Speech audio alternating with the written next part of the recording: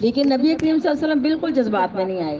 آپ نے فرمایا کل قیامت کا دن ہوگا جب سب لوگوں کو ہوش آئے گی نا، تو جب مجھے ہوش آئے گی نا تو میں دیکھوں گا کہ موسیٰ علیہ الصلوۃ والسلام نے تو اللہ تعالیٰ کے عرش کا پایا پکڑا ہوا ہے، تو اللہ کی حمد و ثنا بیان کر رہے ہیں.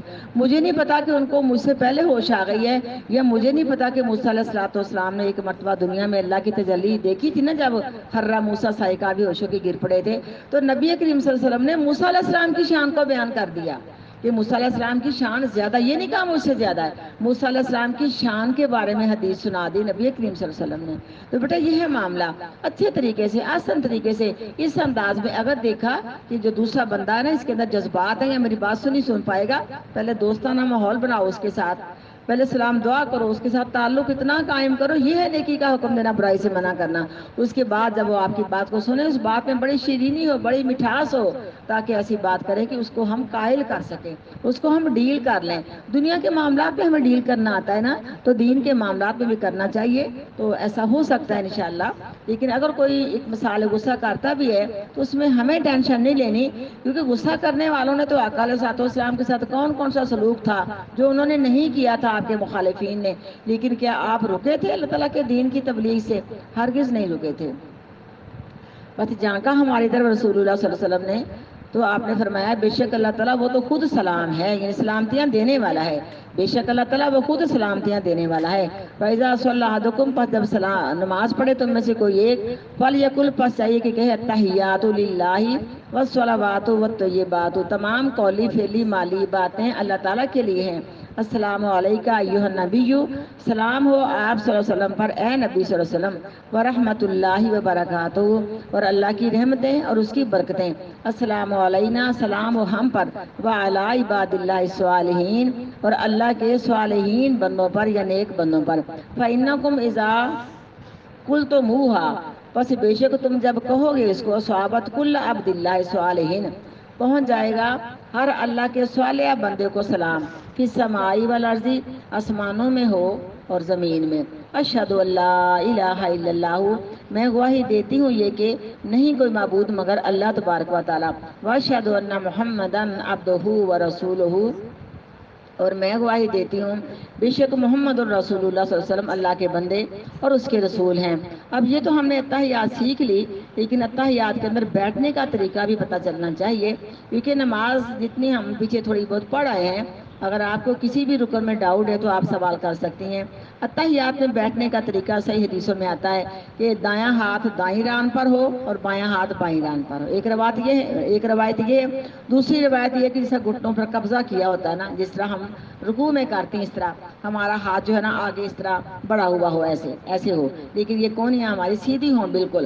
تو لیکن اس میں نا ہم نے افراط و تفریط کا معاملہ نہیں کرنا. کچھ لوگ کہتے ہیں اگر انگلیاں آگے بڑھائیں ہم نے ایسے نہ رکھی، ہماری انگلیاں کاٹ کے جہنم میں داخل کر دی جائیں گی. بڑی غلط بات ہے، کیونکہ دونوں ہی طریقے اتحیات کے آتے ہیں. ایک بالکل اپنے رانوں پہ ہاتھ رکھ دینا، لیکن ہماری کلائیاں سیدھی ہونی چاہیے. ایک اس طرح رکھنا جیسے ہم نے گھٹنوں کو پکڑا ہوا ہے، یہ ہمارا بایاں ہاتھ ہوا. اور جو دایاں ہاتھ ہے نا، اس کو ہم نے کیونکہ یہ آخری اتحیات ہے، اس آخری اتحیات میں ہم نے دایاں ہاتھ جو ہے رکھتے ہی اس طرح کرنا ہے.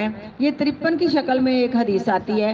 یہ جو ابہام، کیونکہ ابہام، سبابہ، وسطیٰ، بنسر، خنسر، یہ انگلیوں کے نام ہیں. آپ صلی اللہ علیہ وسلم نے 3 انگلیاں بند کر لی، اور جو انگوٹھا تھا نا، ابہام تھا نا، یہ سبابہ انگلی کی جڑ پہ رکھ لیا. سبابہ کا مطلب سبہ ہے، وہ سبی اللہ کی تسبیح بیان کرنے والی انگلی بھی ہے. لیکن مکہ والے اس لفظ کو گالی کے اندر بھی استعمال کیا کرتے تھے کہ کسی کو گالی دینا اس انگلی کے ساتھ. تو مطلب کہ میں تو اسے انتقام لوں گی، تجھے بتاؤں گی، کیونکہ انگلی کے اشارے سے بھی انسان آپس میں انتقامی گفتگو کر سکتا ہے. تو بس سبابہ انگلی اس کو کہا جاتا ہے، ٹھیک ہے. لیکن اس طرح ہم نے 53 کی شکل میں اپنے ہاتھ کو بنانا ہے. یہ 5 ہو گیا نا، یہ والا عربی کا 5، اور یہ 3 53، کیونکہ وہ لوگ پڑے ہوئے نہیں تھے، وہ اپنی گنتی کو اسی طرح گنا کرتے تھے. اس کی تفصیل بلوغ المرام میں آتی ہے. اور دوسرا طریقہ یہ ہے کہ جو ابہام ہے نا، یہ وسطیٰ انگلی کے ساتھ اس کا حلقہ بنا لیا جائے، ٹھیک ہے نا، حلقہ. یہ حلقہ بنایا ہے اور یہ انگلی اس طرح رکھ دی ہے. اب یہ 2 قسم کی روایتیں آتی ہیں، اس میں اختلاف پایا جاتا ہے. بعض لوگوں کا خیال ہے کہ اتحیات کے 3 حصے ہیں، اتحیات کے 3 حصے ہیں، اور بعض لوگوں کا خیال ہے کہ ساری اتحیات ہی دعا ہے. اب دیکھو نا، اگر ہم دیکھیں تو دعا ہی تو ہے. کہ اللہ سے ہم وعدہ کر دیں کہ یا اللہ قولی فعلی مالی باتیں یہ ساری تیرے لیے ہیں. اس کے بعد نبی علیہ الصلوۃ والسلام پر سلام ہے, اللہ کے صالحین بندوں پر سلام ہے, اور ہمارے اوپر سلام ہے. جب کسی کو انسان سلام کرتا ہے تو دعائی تو اس کے لیے کرتا ہے. جن کا خیال ہے کہ ساری کی ساری یہ تحیات دعا ہے, ان کا خیال بالکل ٹھیک ہے. لیکن کچھ لوگوں کا خیال ہے, کیونکہ حدیث جو آتی ہے نا انگلی کے حرکت دینے میں, وہ یہ آتی ہے کہ نبی کریم صلی اللہ علیہ وسلم جب اتحیات میں دعا پڑھتے نا تب اپنی انگلی کو حرکت دیتے. ٹھیک ہے. اور جو لوگ کہتے ہیں نا کہ اتحیات کے 3 حصے ہیں, پہلے اللہ تعالیٰ کی حمد و ثنا ہے, اور دوسری جو ہے نا پھر نبی کریم صلی اللہ علیہ وسلم پر پڑھنا ہے. اور جب ہم نے ربی جعلنی مقیم الصلاۃ یا ربنا آتنا فی الدنیا, یا ہم نے کوئی قرآنی حدیث کی دعا سے ہم نے دعا کرنی ہے, جیسے اللہم انی اعوذ بک من عذاب القبر, یہ دعائی ہے نا, تب ہم نے اپنی انگلی کو حرکت دینی ہے. کیونکہ نبی کریم صلی اللہ علیہ وسلم کی حدیث ہے کہ جب آپ دعا کرتے نا تب اپنی انگلی کو حرکت دیتے. ٹھیک ہے. انگلی کو حرکت یہ ہے کہ ان لوگوں کا خیال جنہوں نے اتحیات کے 3 حصے کیے, انہوں نے کہا, ہاں انہوں نے کہا کہ اس اتحیات میں جو آخری ہے نا, یہ شروع کرتے ہی ہمارا ہاتھ کی کنڈیشن یہ ہو یا 53 کی شکل میں ہو, لیکن ہماری انگلی کھڑی رہے, لیکن اس کو جھکایا ہوا ہو, خم ہو, ایسے نہیں کھڑی کرنی بلکہ جھکایا ہوا اس کو قبلے کی طرف. ٹھیک ہے. اس کے بعد روشی پڑھنے کے بعد ہم نے انگلی کو حرکت دینی سلام پھیرنے تک. اور کچھ کا قول یہ ہے کہ بلکہ شروع سے حرکت دینی ہے, کیونکہ وہ کہتے ہیں درود شریف بھی دعا ہے. دیکھو نا ہم درود شریف میں کیا کہتے ہیں, اللہ رحمتیں بھیج نبی وسلم پر, ابراہیم علیہ السلام کی آل پر, پاک پیغمبر کی آل پر, دعائی تو ہے نا. ان لوگوں کا خیال ہے کہ اتحیات ساری کی ساری دعا ہے, گویا کہ اتحیات کی شکل میں بیٹھتے ہی ہمیں اپنے ہاتھ کی کنڈیشن یہ بنا لینی چاہیے. اس کے بعد ہمیں اپنی انگلی کو آخر سلام پھیرنے تک حرکت دینی چاہیے, حرکت دیتے رہنا چاہیے, کیونکہ اس میں بھی کوئی شک نہیں, اتحیات ساری کی ساری دعا ہے. جی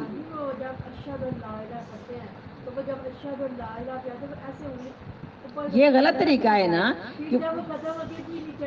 وہ غلط طریقہ ہے نا کہ اتحیات کی شکل میں اپنے ہاتھ کو بے شک رکھا ہوا ہے, لیکن جب پڑھتے ہیں نا اشہدو ان لا الہ الا اللہ, پھر نیچے کر لیتے ہیں, پھر پڑھتے ہیں اشہدو ان محمدن عبدہ ورسولہ, پھر کھڑی رکھتے ہیں دونوں پہ, اشہدو ان لا الہ الا اللہ پہ اور اشہدو ان محمدن عبدہ ورسولہ پہ صلی اللہ علیہ وسلم. یہ طریقہ غلط ہے. یہ اس طریقے کی کوئی بھی روایت نہیں آتی. اور جو میں نے آپ کو یہ روایتیں بتائی ہیں نا, یہ صحیح روایتیں ہیں, کیونکہ 2 قول ہے. لیکن ہم نے تو شروع سے یہی سیکھا ہے, اور ہمارا طریقہ تو یہی کہ اتحیات میں بیٹھتے ہی اپنے ہاتھ کی کنڈیشن اس طرح کی بنا لی جائے, اور اپنی انگلی کو مستقل طور پہ سلام پھیرنے تک حرکت دیتے جانا چاہیے. کیونکہ میرا بھی ذہن اسی کو مانتا ہے, علماء کرام مانتے ہیں, محدثین مانتے ہیں کہ اتحیات ساری کی ساری دعا ہے. تو ساری اتحیات میں ہم اپنی انگلی کو حرکت دیتے رہیں, اس میں کوئی قباحت نہیں ہے, اس میں کوئی نفی نہیں ہے, بلکہ یہ درست ہے. ٹھیک ہے. اب دیکھو کہ اس انگلی کے متعلق, کیونکہ ہم سب جانتی ہیں جب انسان نماز پڑھتا ہے مکمل طور پہ اس کی نظر سجدے والی جگہ پہ رہنی چاہیے. بے شک رکوع میں گیا ہے, بے شک قومے میں کھڑا ہے, بے شک قیام میں کھڑا ہے, اس کی نظر سجدے والی جگہ میں ہونی چاہیے. لیکن یہ بھی تھوڑا سا کہاں سمجھو, اگر تھوڑی بہت ہم سے کبھی کسی وقت میں نظر آگے بڑھ جائے قبلے کی جانب, تو ہماری نماز نہیں ٹوٹے گی. میرے پاس روایتیں موجود ہیں, نبی کریم صلی اللہ علیہ وسلم جو تھے نا, جب آپ کی آخری دن تھا نا, صبح کی نماز میں صحابہ کرام کھڑے ہیں, قبلے کی جانب آپ صلی اللہ علیہ وسلم کے حجرے مبارک کا دروازہ ہے. تمام صحابہ کے قیام میں نبی کریم صلی اللہ علیہ وسلم نے آ کے پردہ پیچھے کیا, پردہ لٹکا ہوا تھا, تو آپ کا چہرہ صحابی کہتے ہیں میں یوں نظر آیا جیسے قرآن پاک کے کھلے ورقے ہوتے ہیں, اور ہماری نظریں آپ کے چہرے پر آئیں, اور ہمیں یوں لگا کہ ہم نمازیں توڑ بیٹھیں گے. اب بکر صدیق رضی اللہ عنہ پیچھے ہٹنا شروع ہو گئے کہ شاید نبی کریم صلی اللہ علیہ وسلم آ کے ہمیں نماز پڑھائیں گے. لیکن جب آپ نے دیکھا کہ صحابہ کرام جو ہے متوجہ ہونے والے ہیں میری طرف, تھوڑی سی نظریں اٹھی ہیں, جیسے کہتے ہیں کہ جھلکی پڑی ہے. جب دیکھا آپ نے ان کا حال کہ نمازیں توڑ لیں گے, آپ نے فرمایا تم اپنی نماز کو پورا کرو, اپنی نماز کو مکمل کرو. آپ نے پردہ نیچے لٹکا دیا. تو آپ نے یہ نہیں کہا کہ تمہاری نظریں اٹھ کے میرے اوپر جھلکی کی شکل میں پڑی, تمہاری نماز ٹوٹ گئی, آپ نے نہیں فرمایا, کیونکہ قبلے کی جانب تھے آپ کھڑے. دوسرے نمبر پہ آقا علیہ السلام کی حدیث ہے کہ آپ نے نماز میں دیکھا کہ قبلے, دیکھو نا اگر دیوار یہاں ساتھ ہی ہے تو نظر پڑ سکتی ہے, اور آپ کی نظر کا پڑنا ہمارے لیے اصلاح تھی.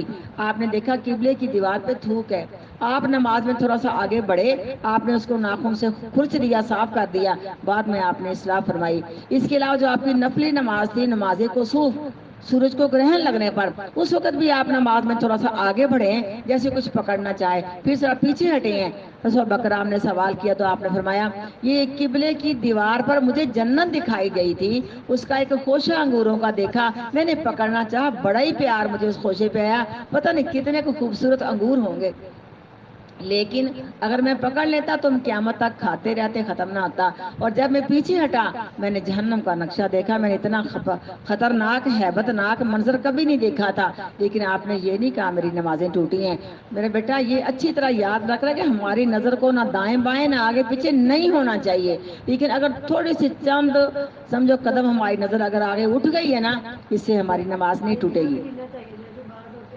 نہیں یہ تو دیکھنے کے مطلب ہم نے حدیث پڑھی کہ اللہ کہتے ہیں میں اگر چاہوں ان کی آنکھوں کی بینائی ختم کر دوں، اتنا غصہ اللہ کو آتا ہے۔ میں یہ بتا رہی ہوں کہ ہماری نظر مستقل طور پہ سجدے والی جگہ پہ ہونا چاہیے، لیکن کوئی چاند سے مثال ہے کہ ہمارے مسئلے سے کوئی چیز گزر رہی ہے، ہمیں کسی موذی چیز کا شک ہے، کوئی ایسا مسئلہ ہے تو ہماری نظر تھوڑی سی سجدے والی جگہ سے ہٹ کے قبلے کی جانب آ جائے، ہماری نماز نہیں ٹوٹے گی، لیکن ہونا نہیں چاہیے۔ میرے بیٹا ایک میں جواز کی بات کر رہی ہوں، ٹھیک ہے، جواز کی بات۔ تو بہرحال ہم نے اپنی انگلی کو شروع ہوتا ہی سے لے کے آخر تک ہلاتے رہنا ہے، اس کا بھی جواز صحیح حدیثوں سے ثابت ہے۔ اور دوسری پڑھنے کے بعد لیکن ہمارے ہاتھ کی انگلی کی کنڈیشن یہ رہے قبلے کی جانب جھکی ہوئی ہے اور حرکت نہیں ہے اس میں، جب ہم درود شریف پڑھ لیں تب اپنی انگلی کو حرکت دینی شروع کر دیں، تو یہ بھی اس کا جواز ہے، یہ بھی چیز جائز ہے، ٹھیک ہے۔ اب سجدے کے اوپر ہماری سجدے والی جگہ پہ ہماری نظر ہے، لیکن اگر ہم نے دیکھنا ہے تو اپنی انگلی کو دیکھ سکتی ہیں جس کو حرکت دے رہی ہیں۔ تو آقا علیہ الصلوۃ والسلام کی 3 حدیثیں اس انگلی کے بارے میں آتی ہیں۔ جی گود میں نہیں دیکھنا، گود میں دیکھنے کا حکم ہی کوئی نہیں آیا، اس لیے بے شک میرا ٹائم زیادہ لگ جائے گا، لیکن دیکھو نا ہماری اصلاح تحیات ہماری درست ہونی چاہیے، باقی تھوڑا بہت ہم آٹا دلیا کر ہی لیتی، آٹا دلیا میرا کہنا بیٹا، کیونکہ ہمارے اندر پھر بھی کمیاں ہیں، لیکن میں آپ کی بات نہیں کر رہی، اپنی نہیں کر رہی، الحمدللہ ماؤں نے سکھائی ہے، لیکن بعد جنہوں نے نہیں سیکھی وہ نماز سیکھ لیں، وہ نماز کا طریقہ سیکھ لیں، لیکن اگر ہماری نظر سجدے سے ہٹ کے جانی ہے ہماری نظر انگلی پہ آ سکتی ہے، انگلی پہ آ سکتی ہے، لیکن یہ جواز ہے، لازمی نہیں، مستحب ہے، فرض نہیں کہ ضرور انگلی کو دیکھیں، جیسے دل میں خیال آئے، کیونکہ نبی کریم صلی اللہ علیہ وسلم کی حدیث کے مطابق آپ نے فرمایا یہ انگلی شیطان کو لوہے سے بھی زیادہ سخت لگتی ہے، جب اس کو حرکت دیتے ہیں نا شیطان کو لوہے سے، جیسے ہم تھوڑیاں نہیں مارتی، لوہے سے بھی زیادہ سخت لگتا ہے۔ میں کہتی ہوں کہ اس انگلی کو حرکت ہمیں شروع سے لے کر آخر تک دینی چاہیے تاکہ اس کو چوٹیں لگتی رہیں شیطان کو۔ ایک حدیث یہ کہ شیطان کو یہ انگلی سبابہ جس کو ہم حرکت دیتی ہیں نا شیطان کو لوہے سے بھی سخت لگتی ہے۔ دوسری حدیث یہ ہے کہ شیطان اس انگلی کی حرکت سے دور بھاگ جاتا ہے۔ دیکھو نا نماز پڑھیں شیطان قریب آ جائے وسواس ڈالتا ہے، ہم اس کو حرکت دیں تاکہ شیطان دور بھاگ جائے اور ہماری نماز میں ہماری توجہ رہے اور نماز میں ہمارا خشوع اور خضوع قائم رہے۔ تو یہ انگلی پر اگر نظر پڑ جائے تو جائز ہے، جواز مل جاتا ہے، لیکن یہ مستحب ہے، لیکن لازمی نہیں، نماز کا رکن نہیں، کیونکہ بعض لوگ کہتے ہیں کہ ہم سے تو یہ نہیں ہو پاتا، وہ سجدے والی جگہ پہ نظر رکھ لیں نماز ان کی ہو جائے گی۔ کچھ چیزیں نماز کا رکن ہے، اگر ہم وہ نہیں کریں گے نماز خراب ہو جائے گی۔ انگلی پر نظر ڈالنا نماز کا رکن نہیں ہے، لیکن مستحب ہے، جواز مل جاتا ہے۔ دیکھو نا شیطان جو ہے نا جب ہم اس کو دیکھتی ہیں نا تو ہمارے دل میں اس کا جذبہ پیدا ہوتا ہے کہ یہ شیطان کو لگ رہی ہے۔ شیطان بہت غمزدہ ہوتا ہے کہ پہلے تو بندے نے منہ سے اقرار کر لیا اشہد لا الہ الا اللہ وحدہ اشہد لا الہ الا اللہ وحدہ لا شریک لہ واشہد ان محمدا عبدہ ورسولہ، یہ تحیات کی دعا ہے۔ پہلے انسان نے زبان سے اقرار کر لیا، اس کے بعد انگلی کے اشارے کے ساتھ بھی اقرار کر رہا کہ اللہ ایک ہے، لیکن یہ بات بالکل غلط ہے، اس کا کوئی جواز نہیں ملتا، سمجھو کہ کوئی ثبوت نہیں ملتا کہ صرف اشہد ان لا الہ الا اللہ پہ انگلی اٹھائیں اور اشہد ان محمدن عبدہ و رسول پہ انگلی اٹھائیں، یہ ان کا طریقہ کسی بھی حدیث سے ثابت نہیں ہے۔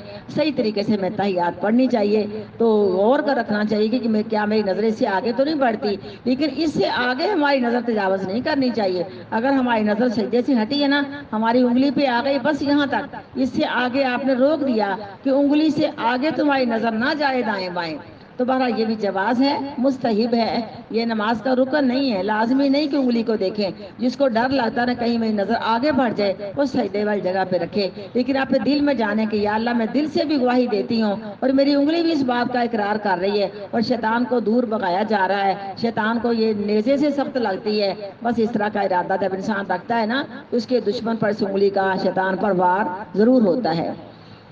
اللہ اکبر کبیرہ۔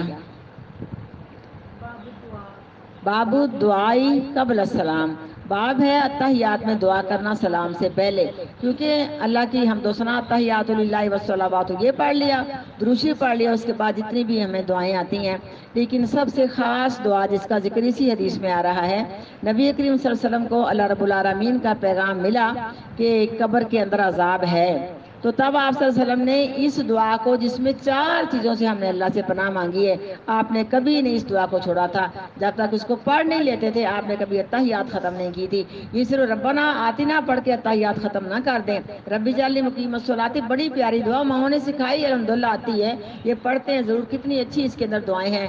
ربی اغفر لی ولوالدیہ میں تو اس کو 3 بار پڑھتی ہوں، لیکن دیکھو نا یہ ہمیں محبت پیارے کہ اللہ سنا میرے بھی گناہ معاف کر دے، میرے والدین کے بھی گناہ معاف کر دے، یہ میں اس کو 3 بار کہہ کے پھر ربی جعلنی ساری میں دعا مکمل کرتی ہوں۔ تو بہرحال آپ بھی اس طرح کر سکتی ہیں، لیکن ہمیں دعائیں اور بھی پڑھ لینی چاہیے سلام پھیرنے سے پہلے۔ تو آپ صلی اللہ علیہ وسلم کو اللہ تعالیٰ نے قبر کے عذاب کے متعلق حکم دے دیا کہ قبر کے اندر عذاب بڑھا کے، وہ اس طرح ہوا تھا، سیدہ عائشہ رضی اللہ عنہا فرماتی ہیں کہ ایک یہودن عورت میرے پاس آئی اور مجھے آ کے دعا دیتی کہ بیٹی اللہ تجھ کو قبر کے عذاب سے بچائے۔ سیدہ عائشہ فرماتی کہ میں نے بڑا تعجب کیا کہ قبر کے اندر عذاب ہوتا ہے، کہتی میں نے آقا علیہ الصلوۃ والسلام سے پوچھا، اس وقت تو آپ نے یہی فرمایا کہ یہودیوں کو ہوتا ہوگا، کیونکہ یہودیوں کی قبروں کے بارے میں صحیح مسلم میں حدیثیں آتی ہیں۔ آپ نے پوچھا ان کو عذاب اور آپ کی خچر نے بتکنا شروع کر دیا، پوچھا تو وہ یہودی لوگ تھے، وہ عیسیٰ علیہ السلام کو کیا نام ہے عزیر علیہ السلام کو اللہ کا بیٹا کہنے والے لوگ تھے، مشرک لوگ تھے۔ تو آپ نے فرمایا اس بات کا ڈر نہ ہوتا اپنے مردوں کو دفنانا چھوڑ دو گے، میں تمہیں عذاب دکھا بھی دیتا اور سنا بھی دیتا، لیکن ایک دن اچانک آپ نکلے، اس ٹائم پہ کہ آپ کبھی نکلے، فرمایا قبر کے عذاب سے پناہ مانگو، قبر کے عذاب سے پناہ مانگو۔ اور صحابہ نے کہا اللہ کے رسول جی کیا قبر کے عذاب کے متعلق آپ پر کوئی حکم نازل ہو چکا ہے؟ فرمایا ہاں۔ تو اس کے بعد آپ نے یہ دعا نہیں چھوڑی، کم از کم اگر ہمارے پاس کوئی ٹائم نہیں اس دعا کو ضرور پڑھ لیں۔ اس کے بعد اللہم انی ظلمت نفسی دعا کی دعا آ رہی ہے، آپ نے بکر صدیق رضی اللہ عنہ کو سکھائی تھی، وہ بھی پڑھ لیں۔ اور قرآن اور حدیث سے جو صحیح دعائیں ہیں نا آپ پڑھ سکتی ہیں، جتنی مرضی پڑھ سکتی ہیں، لیکن یاد رکھنا کہ مسلم بخاری سے آپ اس کو لیں اور قرآن پاک کی تمام دعائیں جتنی بھی آپ پڑھ سکیں جو ربنا سے یا اللہم سے شروع ہوتی ہیں، اس لیے اس اتحیات کو نبی کریم صلی اللہ علیہ وسلم نے اپنا بایاں پاؤں آگے کر کے آپ کولے پر بیٹھ گئے، بائیں کولے پر، اور تسلی کے ساتھ آپ بیٹھ گئے، اس اتحیات میں آپ نے دعائیں کی ہیں اور ہمیں بھی کرنی چاہیے۔ باب ہے اتحیات میں دعا کرنا سلام پھیرنے سے پہلے۔ حدثنا ابو الیمانی قال اخبرنا شعیب عن زہری قال اخبرنا عروۃ بن زبیر عن عائشہ زوج النبی، جو بیوی ہیں نبی کریم صلی اللہ علیہ وسلم کی، اخبرتہ خبر دی آپ نے، اس کو خبر دی اس نے، یا خبر دی سیدہ عائشہ رضی اللہ تعالیٰ عنہ نے، ان رسول اللہ بے شک رسول اللہ صلی اللہ علیہ وسلم کانا تھے یا دعا کرتے ہوئے صلاۃ نماز میں، اللہم انی اعوذ بک من عذاب القبر، اے اللہ بے شک میں پناہ مانگتی ہوں تیری قبر کے عذاب سے، واعوذ بک من فتنۃ المسیح الدجال، یہ لفظ آگے پیچھے بھی پڑھ سکتی ہیں، یعنی عذاب القبر کا پڑھ کے واعوذ بک من فتنۃ المحیا بھی پڑھ سکتی ہیں، یہ بھی پڑھ سکتی ہیں، لیکن جس طرح ہم پڑھ رہی ہیں اس طرح پڑھ لیں تو بہت اچھا ہے۔ اور پناہ مانگتی ہوں میں تیری مسیح دجال کے فتنے سے، واعوذ بک من فتنۃ المحیا والممات، میں اس لفظ کو بھی 3 بار کہتی ہوں۔ کون سے دنیا کے فتنے کم ہیں؟ اور قبر کا فتنہ ہم جانتی ہیں نا، وہی نماز جو آپ نے نماز کسوف پڑھائی تھی کہ آپ نے ایک آستہ سے کلمہ کہا، سیدہ اسماء کہتی ہے کہ صحابہ کرام اتنا روئے کہ ہچکی بن گئی اور میں بڑا پریشان ہوئی۔ جب وہ ختم ہوا پروگرام آپ کا تو میں نے ایک آدمی سے کہا جو آپ کے قریب بیٹھا تھا، تیرے اوپر اللہ رحمت کرے، نبی کریم صلی اللہ علیہ وسلم نے کیا فرمایا تھا کہ تم نے اتنا زیادہ رونا شروع کر دیا؟ اس نے کہا تو آپ نے فرمایا تھا قبر کے اندر انسان دجال کے فتنے سے بھی زیادہ سخت طریقے سے آزمایا جائے گا۔ جو سوال و جواب ہے نا، سوال و جواب ہے اس میں آزمایا جائے گا. جب اس کا تقوی مضبوط ہوا، عقیدہ مضبوط ہوا تو جواب دے گا، ورنہ ہاں ہاں لا ادری کہتا جائے گا نا. تو میں تو اس کو 3 بار کہتی نہ دنیا کے فتنے کم ہیں اور نہ قبر کا فتنہ کم ہے. اللہ تعالیٰ ہماری مدد کرے دونوں فتنوں میں. جیسے اللہ کا قرآن کہتا سورۃ ابراہیم میں یثبت اللہ الذین آمنوا بالقول الثابت فی الحیات الدنیا فی الآخرہ. اللہ دنیا کے فتنوں میں بھی ثابت قدم رکھنا، فتنوں سے بچا کے رکھنا. لیکن آ جاتے ہیں جب اللہ کے رسولوں فتنے میں نے آزمائش، اللہ کے رسولوں پر آزمائشیں آئیں تو میں اور آپ کیا چیز ہیں. لیکن دعا مانگنے کے اللہ ہمیں فتنوں سے پناہ میں رکھنا. اور پناہ مانگتی ہوں میں تیری زندگی اور موت کے فتنوں سے. اللہم انی اعوذ بک من المأثم والمغرم. یہ بھی ضرور پڑھا کرو. اے اللہ بے شک میں تیری پناہ مانگتی ہوں گناہوں سے اور قرض داری سے. مغرم کہتے چٹی پڑنا، کسی کی چٹی پڑ جائے، کسی کا نقصان ہو جائے، کوئی آپ پہ اس طرح کا مسئلہ بن جائے، کوئی چوریاں ہو جائیں، کوئی نقصان ہو، چٹی پڑ کہتے چٹی پڑ گئے. کاروبار تو کیا تھا نفع کے لیے، سارا گھاٹا پڑ گیا. تو اس طرح کی دعائیں کریں گی تو انشاءاللہ اللہ بچا کے رکھے گا. فقال لہ قائل، پس کہا آپ کو ایک کہنے والے نے، ماں یعنی کہا نبی علیہ الصلوۃ والسلام کو ایک کہنے والے نے، ماں اکثر زیادہ ہی آپ، ماں تستعیذ من المغرم، آپ دعا کرتے ہیں یہ قرضے سے. کیونکہ اصل لفظی میں نا قرضہ کہ اللہ ایسا قرضہ نہ آئے کہ میں اس کو دے نہ سکوں. فقالا تو آپ نے فرمایا ان راجلہ بے شک آدمی اذا غارما جب قرضہ اٹھا لیتا ہے نا، حدثا تو وعدہ کرتا ہے، فقذب تو جھوٹ کرتا اپنے وعدے کو کہ فلاں وقت آنا میں دے دوں گا، فلاں وقت آنا میں دے دوں گا. الا ماشاء اللہ، اللہ سونے آپ کی رحمت سے تمام مسلمانوں کو اس قرضے کی پریشانی سے نجات دلا. اللہ کہتے جو دینا چاہتا ہے نا قرضہ، میں اس کا قرضہ ادا کروا دیتا ہوں. لیکن بڑی میری بہنوں کی دعائیں کہ ہمارے پر قرضہ ہے، دعا کرو اللہ دور کر دے. شادی بیاہ کے سلسلے میں، کسی سلسلے میں، باہر جانے کے سلسلے میں جن لوگوں نے قرضہ اٹھایا اللہ تعالیٰ ان کا قرضے اتارنے کے سبب پیدا کرے. لیکن جب وہ جھوٹ بول لیتا ہے، جب وعدہ کرتا ہے تو خلاف کرتا ہے. تو اس لیے میں پناہ مانگتا ہوں کہ اللہ سے قرضے سے بچانا کہ میں وعدہ خلافی کر بیٹھوں. جن کو اللہ نے مال دیا ہے وہ غریبوں کے ساتھ تعاون کرے، جن کے پاس نہیں ان کو پوچھو. وہ ایک چھت کو ترس رہے کہ ہمیں ایک چھت مل جائے، ایک کمرہ مل جائے، اپنی جان کو چھپا کے بیٹھ جائیں. بس کہا ایک آدمی نے آپ کو بے شک آپ زیادہ ہی قرضے کی دعا مانگتے ہیں، بے شک آپ نے فرمایا کہاں چلی ہوں میں، زیادہ ہی آپ پناہ مانگتے ہیں قرضے سے. فقالا فرمایا نبی کریم صلی اللہ علیہ وسلم نے، بے شک ایک آدمی جب قرضہ اٹھاتا ہے تو وعدہ کرتا ہے تو پس قذبا جھوٹ بولتا ہے. وائزہ وعدہ بات کرتا ہے تو جھوٹ بولتا ہے، وائزہ وعدہ، اور جب وعدہ کرتا ہے اخلافا تو وعدہ خلاف کر بیٹھتا ہے. وقال محمد بن یوسف، اور کہا محمد بن یوسف نے، سنا میں نے اس حدیث کو، خلف بن عامر سے یقول، وہ کہتے تھے فی المسیح والمسیح لیس بینہما فرق، مسیح میں اور مسیح میں کوئی فرق نہیں. کیونکہ مسیح دجال اور عیسیٰ علیہ السلام کو بھی مسیح کہا جاتا ہے نا. مسیح کا معنی یہ اس لیے کہتے ہیں مسیح دجال کو مسیح کہ اس کی ایک آنکھ مٹی ہوئی ہوگی. اس عیسیٰ علیہ السلام کو اس لیے کہتے ہیں عیسیٰ علیہ السلام کو مسیح، اس لیے ان کا لقب ہے کہ وہ جس کے اوپر ہاتھ پھیرتے اللہ شفا دے دیتا. اور مسیح کا معنی بھی سیاہ کہ ان کی اپنا کوئی مکان نہیں ہوتا، گھر نہیں ہوتا. ابھی ان کی شادی بھی نہیں ہوئی تھی عیسیٰ علیہ السلام کی، تو ان کا گھر بار بھی نہیں تھا. یعنی یہ کہہ رہے ہیں خلف بن عامر کہ مسیح دجال اور عیسیٰ علیہ السلام دونوں کو مسیح کہا جاتا ہے. تو یہ مسیح اور وہ مسیح دونوں برابر ہیں. ٹھیک ہے، عیسیٰ علیہ السلام کو بھی مسیح کہا جاتا ہے اور دجال کو بھی مسیح دجال کہا جاتا ہے. سنا میں نے خلف بن عامر سے کہتے تھے مسیح اور وہ مسیح نہیں ہے. لیسا بینہما فرق، نہیں ہے دونوں کے درمیان کوئی فرق. وہما واحد، وہ دونوں پر ایک ہی لفظ بولا جاتا ہے. احدہما، ایک ان دونوں میں سے عیسیٰ علیہ السلام ہے، والآخر دجال، اور دوسرا اس میں دجال ہے. وان زہری، روایت زہری سے قالت اخبرانی عروۃ بن زبیر ان عائشہ قالت، کہتی سمیت تو میں نے سنا رسول اللہ صلی اللہ علیہ وسلم سے، یستعیذ فی صلاتہ، وہ پناہ مانگتے ہیں نماز میں، من فتنۃ الدجال، دجال کے فتنے سے. دجال دجل سے نکلا ہے. یہ جھگڑا اور دنگا فساد پیدا کرے گا، اپنے آپ کو رب کہلائے گا. وہ بہت وسیع ہمیں مسئلوں کا پتہ ہے. جتنا کہ نبی کریم صلی اللہ علیہ وسلم نے ہمیں دجال کے متعلق واضح نشانیاں بتائیں نا، اتنی نشانیاں کسی نبی نے اپنی امت کو نہیں بتائیں. بہت وسیع اس کی نشانیاں موجود ہیں. لیکن ہم نے پناہ مانگنی. لیکن دنیا کے اندر بھی اگر کسی کے گھر میں جھگڑا ختم نہیں ہوتا، سورۃ کہف کی پہلی 10 آیتوں کے بارے میں حدیث آتی ہے کہ اللہ نہ کرے کسی کے زندگی میں دجال نکل آئے نا، تو سورۃ کہف کی پہلی 10 آیتیں پڑھے. لیکن صرف مسیح دجال کے لیے نہیں. اگر گھروں میں جھگڑا ختم نہیں ہوتا، گلی کوچوں میں جھگڑا ہے، لڑائی جھگڑا، کوئی معاملات آج تو ہیں ہی ایسے، ہر گھر میں فتنہ فساد ہے، اس وقت بھی انسان سورۃ کہف کی پہلی 10 آیتیں پڑھے، اللہ کی رحمت سے جھگڑا ختم ہو جائے گا اور آپس میں صلح ہو جائے گی. حدثنا قتيبة بن سعيد قال حدثنا ليس عن يزيد بن أبي حبيب عن أبي خير عن عبد الله بن عمرو عن أبي بكر الصديق ابو بکر صدیق رضی اللہ تعالیٰ عنہ سے عن ابی بکر صدیقی رضی اللہ تعالیٰ عنہ سے انہو قالا بے شک انہوں نے کہا رسول اللہ صلی اللہ علیہ وسلم کے لیے علمنی دعا. دیکھو یہ انہوں نے خود کہا اللہ کے رسول دعا سکھاؤ مجھے، سکھائیں مجھے آپ دعا. ادعو بہی فی صلاتی، دعا کروں میں ان کلمات کے ساتھ اپنی نماز میں یعنی تحیات میں. کالا تو آپ نے فرمایا کل کہہ اللہم سے شروع ہوتی ہے. اللہم انی ظلمت نفسی ظلما کثیرا. یہ کتنی اچھی دعا ہے اور کون کر رہے ہیں؟